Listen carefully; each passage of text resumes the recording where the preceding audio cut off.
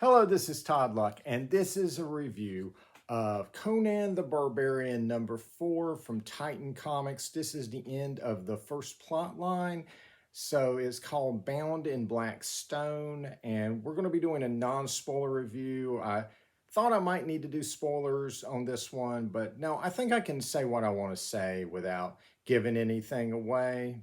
And so let's start with this cover by Robert De La Torre, who does the interiors. And so this is a decent cover. We've got Conan fighting this tentacle that's dragging him into this black water. And we have this skull behind him representing death and evil and all kinds of cool stuff. And it's a decent cover, and it definitely gets into territory that I'd like to see them explore. I'd love to see, more of, what he's fighting, right? Because I think that was one of the things that really drew me into the original Marvel Comics run. It wasn't just a bunch of covers of just Conan posing with weapons. He actually was doing stuff. We actually got to see the cool stuff that he fought. That was, I think, one of the big draws of the Marvel Comics run was you got to see Conan fighting all of these cool creatures, and it really sold the issue. And if you'd rather have another cover for this issue, there's still a few options for variant covers, though obviously not as many as there were on the earlier issues. And of course, the artwork on the interior continues to be very strong and very reminiscent of old Marvel Comics. They actually made a little bit of news, or at least it's my first time hearing it myself, is that this artist will be returning for issues 9 through 12 to finish out the first year of the series. So that's cool. So we'll be switching to another very good artist for next plot line, and then this artist will return. And so we'll be just kind of leapfrogging between two artists for the first year. And that's a perfectly fine way to do it. It gives us good artwork, but keeps it on schedule. So that's fine. They also gave some specifics on Savage Sword that I hadn't heard before, where they said, of course, there'll be comics. They confirmed there will be pinups, just like in the olden days. And they also said prose. Now, my first thought is that this means that there are going to be prose short stories in there, which would be a new feature because that wasn't a regular feature in the old Savage Sword. They could be referring to articles which were in the old Savage Sword, but I think it would be interesting to have some prose short stories. I'm sure they would throw in an illustration or whatever, but that would be kind of an interesting addition to Savage Sword. So overall, this has been a strongly written plot line, very reminiscent of old Conan comics from Roy Thomas. However, there is kind of a bit of strangeness where there is a character who has appeared in the previous issues who simply doesn't appear here. And I suspect this is probably setting up for that character to return in a future plot line, but it just feels weird that they just kind of disappear and are only briefly mentioned at the end. It just feels like they should have squeezed in, a panel or two just to deal with the character being gone. But overall, this is a strong conclusion to the plot line. This has Conan returning to Samaria to find it overrun with zombies, and he has to fight the things that are behind this zombie invasion. And so it has a cameo in the last issue that is very well done, very major cameo, and I really enjoyed it. Look forward to seeing what else they do with other Robert E. Howard properties. So the things that are behind the zombies actually tie into other Robert E. Howard stories. And this is explained to us in an article in the back of issue 3. Now, I think going forward, it would be good if this could be explained in the actual story itself, because that's how Robert E. Howard did these things.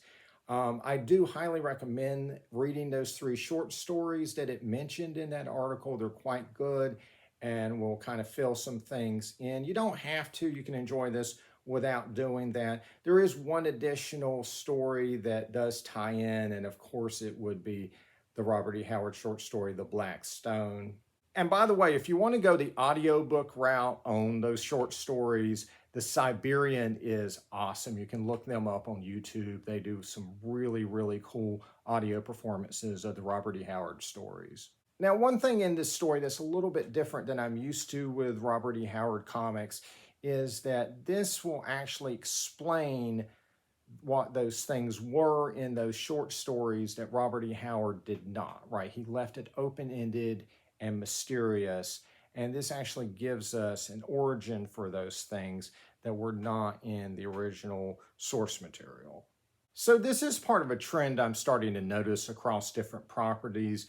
As you can probably tell, I do a lot of videos of Edgar Rice Burroughs stuff like Tarzan and John Carter. And the current novels from Edgar Rice Burroughs Inc. have a big emphasis on explaining things that Edgar Rice Burroughs either didn't explain or left open-ended in his original novels.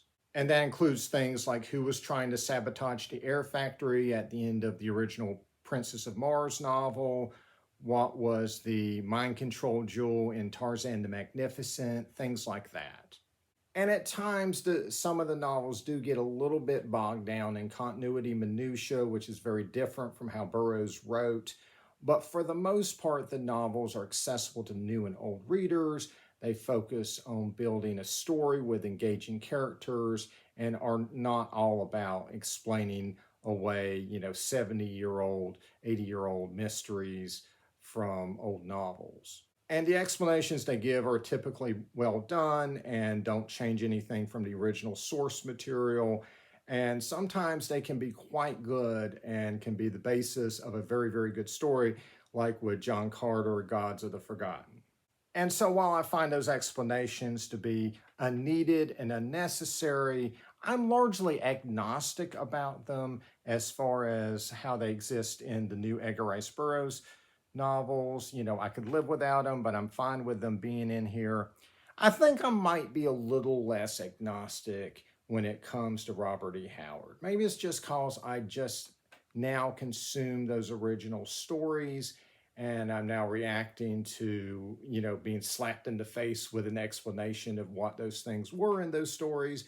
But I would say Robert E. Howard does different storytelling than Edgar Rice Burroughs. Burroughs was doing adventure. Howard's stuff tends to lean into horror, and horror is oftentimes filled with mystery, filled with unknowns, because the unknown is scary. It enhances the terror.